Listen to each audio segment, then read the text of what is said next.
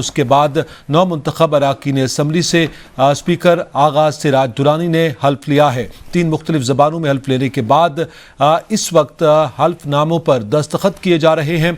आपको बताते चलें कि नौ मुंतखब स्पीकर सिंध असम्बली आगा सिराज दुरानी अपनी नशिस्त से उठे और फर्दन नौ मुंतखब अराकीन से मुसाफा कर रहे हैं और उनको वेलकम कर रहे हैं। इस हवाले से मजीद जानते हैं अब्दुल कदीर राना से। जी अब्दुल कदीर राना, बताइएगा, सिंध असम्बली में हल्फनामों पर दस्तखत जारी हैं।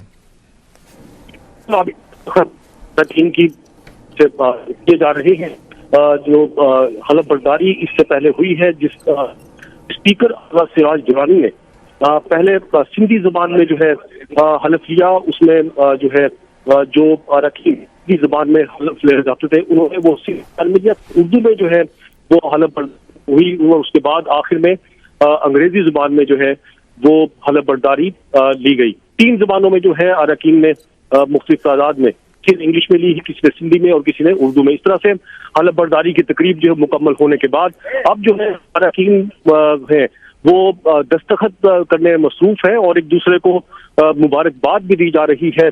और ये इससे कबल जो है यहाँ पर जो है इसमें इजलास में जो जी बहुत शुक्रिया अब्दुल कदीर राना, हमें तफसीलात से आगाह कर रहे थे।